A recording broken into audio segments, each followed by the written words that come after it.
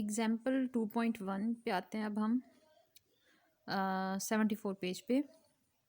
Consider a is equal to half open half close interval आपको दिया हुआ है, 0 इंक्लूडेड 1 एक्सक्लूडेड है, as a subset of R with the standard topology.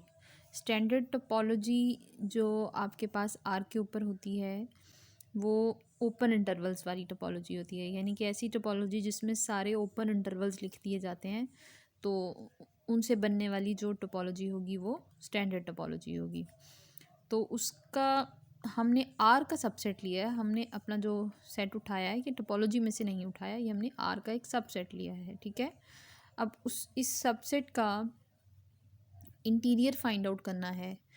तो interior अभी जैसे हमने पिछली एग्जांपल में देखा कि जितने भी ओपन इंटरवल्स इसके अंदर कंटेन कर रहे होंगे उन सब का यूनियन होगा, ठीक है। और जो क्लोजर होगा वो जितने भी क्लोज्ड इंटरवल्स आर के इसको कंटेन कर रहे होंगे ए को, उन सब का इंटरसेक्शन होगा, ठीक।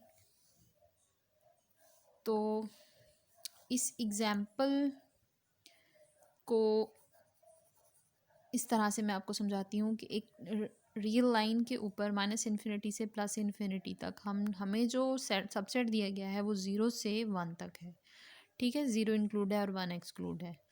तो इसका इंटीरियर यानी कि इसके अंदर जितने भी ओपन इंटरवल्स हैं उनको आप इकट्ठा करें तो उनकी हद 0 से लेकर 1 तक ही होगी, जो इस इंटरवल के अंदर ओपन इंटरवल्स आ रहे होंगे, ठीक है। उन सबको अगर मैं इकट्ठा कर लूँ तो वो 0 से 1 ओपन इंटरवल ही बनेगा।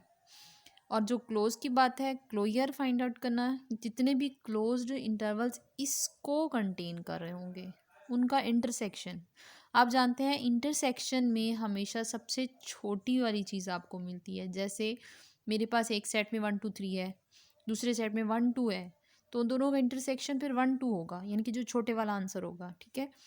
तो अब जितने भी क्लोज तो बहुत सारे मुझे मिल सकते हैं जो इस पूरे सेट को कंटेन कर रहे हैं, लेकिन जो सबसे छोटे वाला होगा वो कौन सा होगा, वो 0 से लेकर 1 तक क्लोज इंटरवल होगा।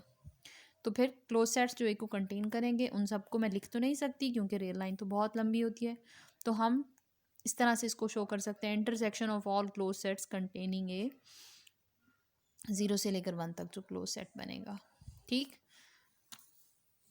नेक्स्ट एग्जाम्पल 2.2 में हमारे पास क्या है, ए जो है वो 0 से लेकर 1 तक as a subset of R with the discrete topology. Discrete topology हमने पढ़ा था, वो टोपोलॉजी होती है जिसमें हर पॉसिबल सबसेट लिखा जाता है, यानी आर का हर पॉसिबल इंटरवल, वो चाहे क्लोज हो चाहे ओपन हो, चाहे वो हाफ ओपन हाफ क्लोज हो, चाहे वो लेफ़्ट से क्लोज हो चाहे वो राइट से क्लोज हो, वो सब के सब सबसेट्स लिख लिए जाएंगे, तो उससे जो टोपोलॉजी क्रिएट होगी वो डिस्क्रीट टोपोलॉजी होगी।